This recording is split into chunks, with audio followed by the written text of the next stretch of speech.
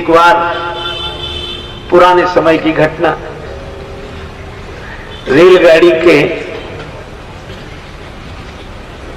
First class के डिब्बे में एक महात्मा बैठे, सामान उनका भी रखा,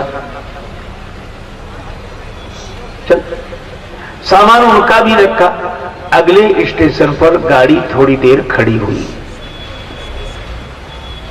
एक बड़े संपन्न सेठ जी भी पधारे, उतना ही सामान उनका रखवाया। गाड़ी चल पड़ी और सेठ जी को सत्संग की सूझी। अब वो स्वयं कहने लगे, कलयुग आ गया, जमाना बिगड़ गया, अब ये महात्मा है, इन्हें क्या जरूरत है? ये रेलगाड़ी में इतना सामान लेकर चल रहे हैं, इन्हें जरूरत क्या है? एक जगह बैठकर जंगल में कहीं भजन करना चाहिए। और अगर इनको भी इसी तरह चलना है तो इनमें हम में अंतर क्या? हमारे पास भी उतना ही सामान जितना इनके पास, केवल कपड़ों का अंतर है, बाकी तो कोई अंतर है? हम में इनमें भेद क्या? महात्मा सुनते रहे।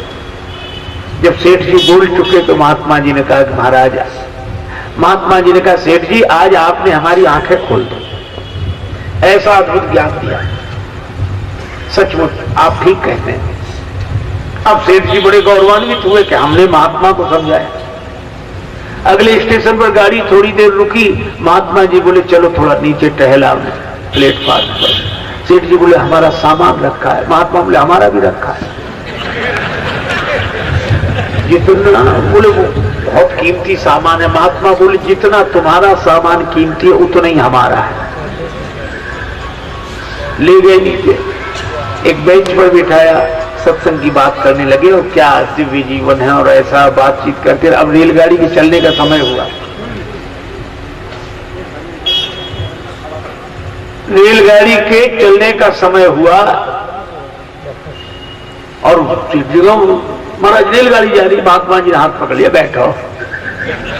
अरे क्या रेलगाड़ी जा रही है? क्या ये तो प्लेटफार्म में रेलगाड़ियां तो जाती रहती हैं,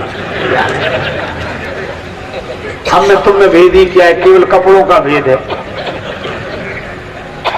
तो कपड़े हम दे दें। अरे महाराज हमारा सामान चला जाएगा। महात्मा बोले हमारा भी चला जाएगा। अरे कहा कि महाराज हमें छोड़ो। महात्मा बोले अब हम नहीं छोड़ेंगे, अब तो हम अपने जैसे बना के ही रहेंगे। सेठ जी ने कहा छोड़ो छोड़ो। महात्मा बोले तो भेद बताओ।